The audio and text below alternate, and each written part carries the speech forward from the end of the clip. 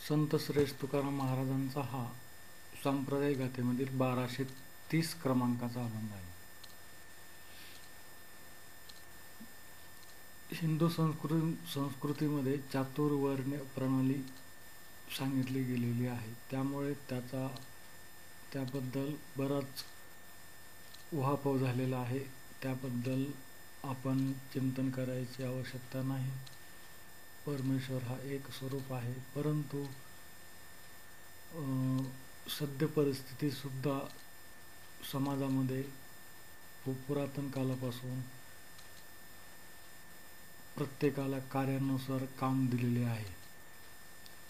कार्य करत असताना साधी एक कंपनी घ्या, कंपनीमध्ये मुख्य मालक असतो, नंतर दुसरा मॅनेजर असतो, त्यावर लक्ष ठेवणारा सुपरवायझर असतो आणि प्रत्यक्ष काम करणारा कामगार असतो. या प्रकारे हे ज्यावेळेस 4 लोक मिळून कंपनीचा प्रोग्रेस करत असतात, कंपनी प्रगतिशील करत असतात, त्याचप्रमाणे समाजामध्ये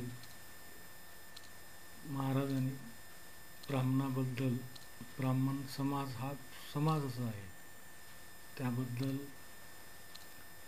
चांगले उद्गार काढलेले आहेत. रामकृष्ण नामे उच्चारी सरळे, 8वे सावळे रूप म्हणे. ब्राह्मण हा एक वर्ग आहे, एक विचारसरणी आहे. यामध्ये जात याला दुय्यम स्थान आहे. तुकाराम महाराजांच्या दृष्टिकोनातून जातीला महत्त्व नव्हतं. तुकाराम महाराजांची एकच जात होती, परमेश्वराशी एक रूप होणं, परमेश्वराशी एकनिष्ठ राहणं, परमेश्वरावर प्रेम करणं. हा जो एक विष्णुमय धर्म होता संत तुकाराम महाराजांचा. याबद्दल विष्णू कसला असला पाहिजे? ब्राह्मण तो याती अंतेज असता, मानावा तत्वता निश्चयासी. ब्राह्मण म्हणजे भक्त, परमेश्वराशी लीन असलेला श्रेष्ठ भक्त. तो कसा असेल? रामकृष्ण नाम उच्चारी सरळ, सरळ सरळ रामकृष्ण नामाचं उच्चारण करत असतो. त्याला सांसारिक वस्तूबद्दल आकर्षण नसतं. 8वे सावळे रूप म्हणे. परमेश्वराचं जे सावळ रूप आहे, पंढरपुरामधील विठ्ठलाचं जे सावळ रूप आहे, तेच फक्त तो त्याच्या आठवणीमध्ये तो लीन असतो. तो कसा असतो? शांती क्षमा दया अलंकारांगी. शांतीचा पुतळा असतो, क्षमा त्याच्या नसानसामध्ये भिनलेली असते, तो दयावान असतो. असे अलंकार त्याच्या अंगामध्ये असतात. शांती, क्षमा आणि दया असे 3 अलंकार त्या माणसामध्ये असतात. तोच ब्राह्मण, तोच विष्णू, तोच परमेश्वर भक्त. अभंग प्रसंगी धैर्यवंत.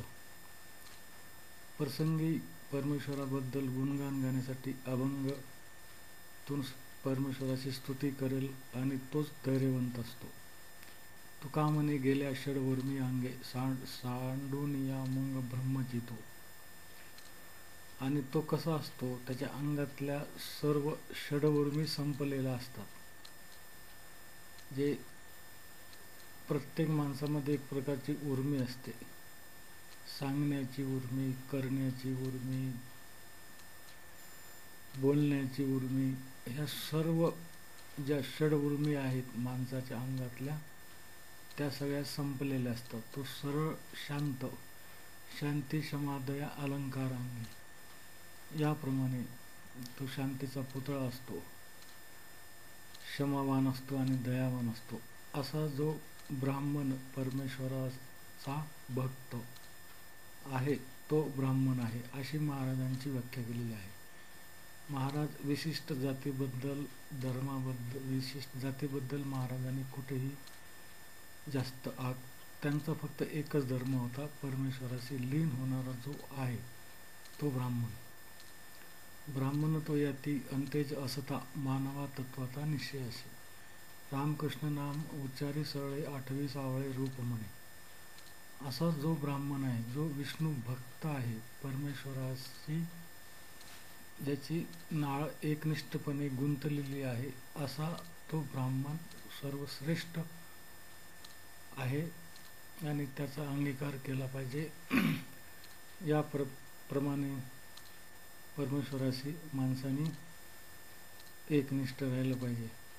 असा जो माणूस आहे त्याबद्दल महाराजांना या अभंगातून सांगितलेलं आहे.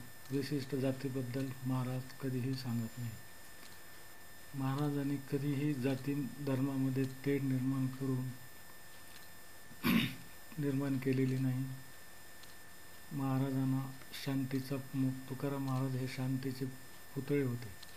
शांती, दया, क्षमा, शांती त्यांच्या मना शरीरामध्ये रोमरोमात भिनलेले होते. ते लोकांचा त्यांनी विरोध पत्करला, परंतु कोणत्याही समाजामध्ये भिन्नता येईल असं त्यांचं कृत्य कोणत्याही अभंगातून येत नाही.